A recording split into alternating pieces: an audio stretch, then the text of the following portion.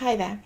So recently there's been an uproar regarding what Donald Trump said about Sweden. You look at what's happening in Germany. You look at what's happening last night in Sweden. Sweden. Who would believe this? Sweden. They took in large numbers. They're having problems like they never thought possible. The media are making out as if he's totally insane and that there's absolutely nothing going on in Sweden, which you'll assume is true if you only get your news from mainstream media outlets that fail to report the atrocities migrants are committing against European women and children. Whether you want to believe it or not, there exist certain no-go zones in Europe, which are areas that even police officers won't enter because it's too dangerous for them, and the government is going out of its way to cover up these problems.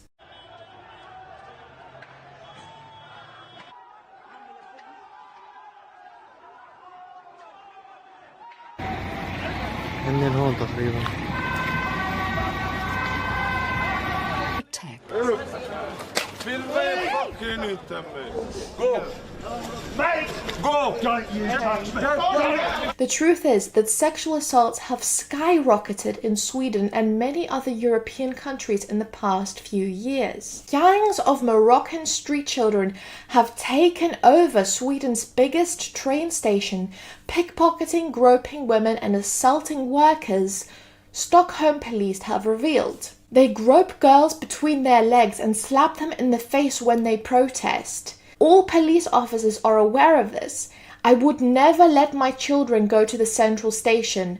No officer would, he said. Refugee children invade Sweden. The number of children seeking asylum in Sweden has exploded over the last 10 years, presumably because children are granted asylum much quicker than adults, and Swedish authorities don't verify the age of these children. Refugees are allowed to bring their entire families to Sweden once they get residency status. The word child is used very loosely, seeing as these men are considered children, some of which look like they could be 40 years old. There was recently a gang rape of a young Swedish girl live streamed on Facebook, and the rapists were laughing about it. Did you hear about this in the news? Swedish police have blamed young girls, Western behavior, alcohol culture, and non-traditional gender roles for the rise in migrant attacks. The report says refugees might not be able to handle the alcohol and simply feel horny and have ignorance of the consequences for the girls. Claiming that non-European men aren't capable of controlling their sexual urges is racism of lowered expectations. Over the past 3 years, hundreds of young women, some as young as 10 years old, were raped by migrants. The migrants often use a specific tactic called taharush. Instances raping them. The men first surround their victims in circles. Some then sexually assault her, while others, not directly involved, watch or divert outsiders' attention to what is occurring. Sometimes, of course, the victim is so terrified and in a state of shock, unable to respond, and then she's also robbed during the ordeal. And these attacks usually go unpunished because the large number of perpetrators and chaos of the attack means authorities are unable to identify those involved. Municipality in the Swedish city of Malmö decided to approve underage child marriage among the refugees. This is absolutely disgusting and has no place in the Western world. Many artists, including Mumford & Sons, have cancelled music shows at festivals in Sweden due to the mass rapes that occur at music festivals. The Swedish police are giving out "Don't Touch Me" bracelets to Swedish women in attempt to stop rapists. This clearly didn't work, so now they are instructing women to start dressing differently and to avoid leaving the house alone after sunset. När som rör sig ute sent på nätterna att helst inte göra det utan ordna skjuts. Eller att man... Ja, jag är ledsen att säga det, men jag tycker att man ska iaktta en försiktighetsprincip. Men det är ju väldigt allvarligt att man går ut och säger till kvinnorna att ändra sitt beteende. Ja, tyvärr så är det så. Det kan sluta med ännu värre än ett våldtäktsförsök. Och de händelser vi har haft här där kvinnor är utsatta, så tycker vi att det är ett grovt våld. And this is not just in Sweden. German women are being encouraged to wear the hijab. Ich auch. Ist doch hübsch. Enjoy difference, start tolerance. As a result of mass migration in Sweden, welfare programs have expanded and crime rates have increased exponentially. The majority of immigrants live off government subsidies paid for by taxpayers. Many immigrants are completely illiterate and are unable to work. According to the UN, Sweden is destined to become a third world country in the next few decades.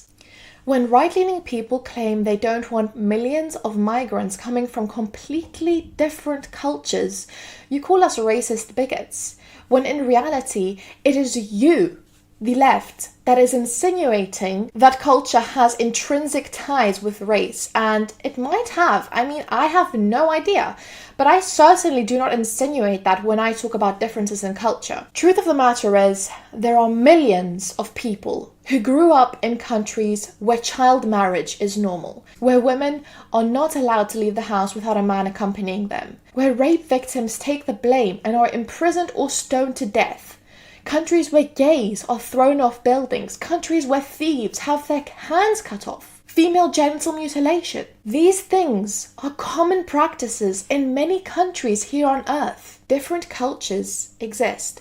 Some places are literally hell on earth. You can't expect to import millions of people from these cultures who have grown up in these environments and for them to assimilate into Western culture when many of these people hate the West, hate democracy, don't believe in equal rights, etc. If you live in America or if you live in a nice neighborhood in the Western world and you haven't traveled or researched other cultural practices, please wake up. Stop calling people who don't want to have to live in these neighborhoods racists. This is not just Sweden.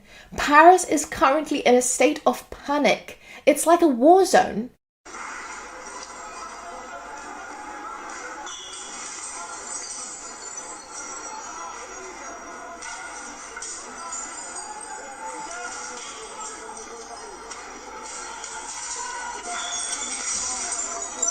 As a person who's traveled quite a bit, I feel like each country is almost like a different world. I grew up in Greece and I had a major culture shock when I moved to the United Kingdom, which is just another European country. And I've experienced culture shock when visiting other countries. If you haven't traveled outside of the country you grew up in, and especially to third world countries, please think about this. Paris syndrome is a transient psychological disorder exhibited by some individuals when visiting or vacationing to Paris as a result of extreme shock resulting from their finding out that Paris is not what they had expected it to be. There is such a thing as extreme culture shock, which can produce hallucinations, dizziness, anxiety, and other psychosomatic manifestations. So please take a step back and imagine for a moment that you grew up in a country where women are covered up from head to toe and you can't even see their eyes, where being scantily clad is considered to be a sin, and you move to a country where women walk around half naked and women on television are incredibly hypersexualized, and you've been led to believe that women that don't cover up are asking for it and are trying to entice men and deserve to be raped. I could go on and on for hours reading you Swedish, German, French news stories, but I'm going to tell you straight. This is an invasion. ونبشرهم بأننا على موعد أن كما فتحت القسطنطينية وكما ستفتح ثانية إن شاء الله. إننا على موعد أن نحكم العالم كما قال الحبيب المصطفى صلى الله عليه وسلم. النظيرون والاستراتيجيون قالوا إن أمريكا ستنتهي عما قريب، ونقولها الآن ستنتهي أمريكا وأوروبا المتحدة، ولن يبقى إلا قوة الإسلام المتصاعدة. رغم هذا الانكسار فالغرب إلى زوال، كما أزال الله مملكة الروم سيزيل الله الغرب على أيدي المسلمين. هذا وعد جازم، هذه الدول التي ترونها ستدخل في الإسلام وسيصل إليها الإسلام. وسوف ندوسهم قريبا بإذن الله. أوروبا التي شاخت وهرمت وتريد طاقة بشرية ولا أقوى من طاقتنا البشرية. كلهم تقطر قلوبهم حقدا على المسلمين، يتمنون لنا الموت، ولكنهم فقدوا إخصابهم ويبحثون عن إخصاب عندنا.